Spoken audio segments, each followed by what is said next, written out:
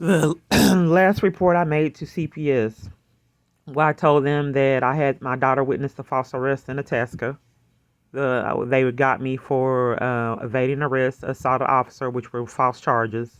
I did not do it. And a police was trying to set me up in another county, and I called the police. And they kept hanging up in my face, so I called 911, and they got me for a 911 abusive call, which they are forcing that to be a charge, which is not even a legal statute for the charge, and they still have it as a charge anyway. 911 abusive call. So I have that charge, a misdemeanor of 911 abusive call for trying to call the police on a police that was setting me up in Marion County. His name was Deputy Dew.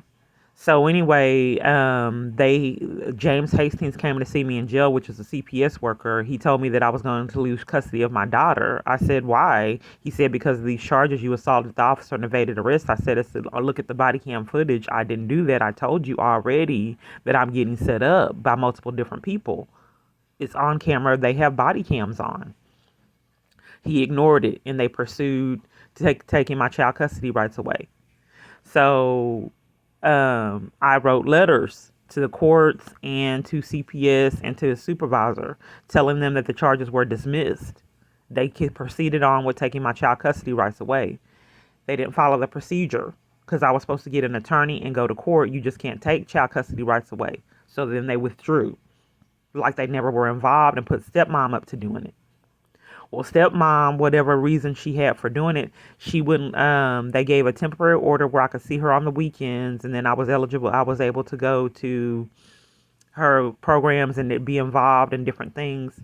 So they didn't adhere to the temporary order that Judge Beachman or something like that set up. So since they didn't adhere to it, Judge Beachman, instead of enforcing it, October 26, 2018, I went to court and said, I tried to go to court and see Judge Kim Cooks. They wouldn't let me appear at my own court date. I tried to tell them that I was not having access to my child. They set another court date, March 22nd. Stepmom didn't come to the one on October 26th, 2018, and she didn't come to the one on March 22nd. She's running things. Dad's like special needs. So March 22nd, she didn't come to the court date, and they wouldn't let me appear again to cover for her. So then fast forward, it was supposed to be dismissed if she didn't come, and she didn't come 2 times. And she wasn't adhering to the order that they gave.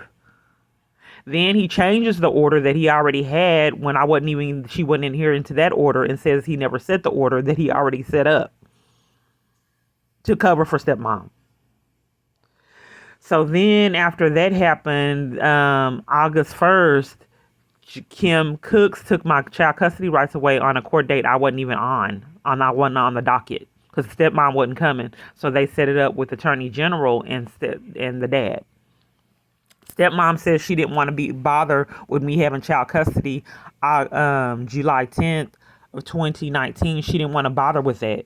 The court ruled in her favor that I would be set up for supervised visits, knowing all the corruption and everything, knowing that she had bruises. There was bruises on her when stepmom had her. In addition to that, they lost contact with my daughter. Dad was like a deadbeat dad.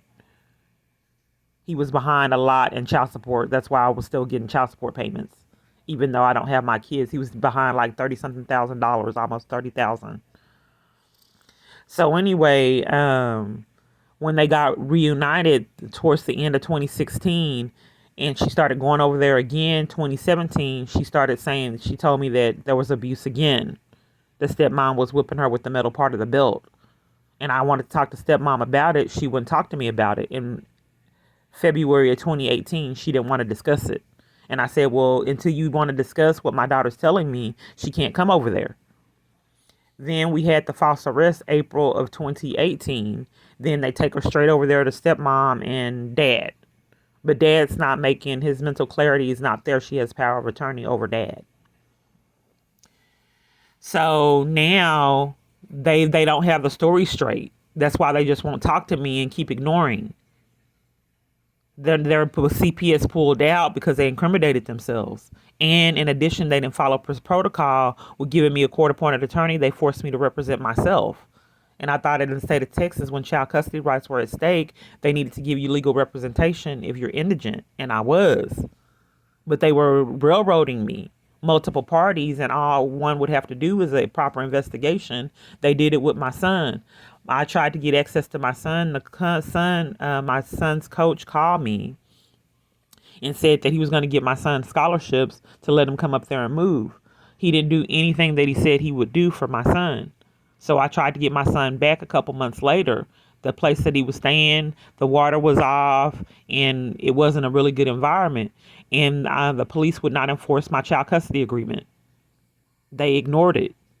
And I called and called and called, and they would not enforce it. So I went up to the school to withdraw my child from the school that I had volunteered at. They had the basketball team over, baked cookies, baked cakes. I walked around and got enlisted people for this church. I volunteered at church too. We carved pumpkins. We were active in the community. We had the Easter eggs for kids. So anyway, I went to the school to withdraw them because they wouldn't give me access to my child. The police came and intervened and gave me a criminal trespass from the school and told me if I came back, it made me leave without my child and told me if I came back, I could be arrested for criminal trespass. So these are all the outrageous events that I've experienced, and my civil rights are violated down to the degree of my parental rights. If police won't enforce the law, they keep ignoring things and covering for multiple things. CPS, all these other organizations, the family place is corrupt. That's the same location that where a car sped up like it was going to hit me, and then they put me out over it. They called the police on me and made me leave. Instead of following protocol and getting me in a safe environment, they put me out and told me to go to the bridge, homeless shelter. So this is where I'm at today. The child abuse, a small synopsis of it. In addition to that, I can't get these people or these organizations to give me services. The police department, I can't, CPS, caseworkers, I can't get them to give me services. And this is why I thought COVID was suspicious.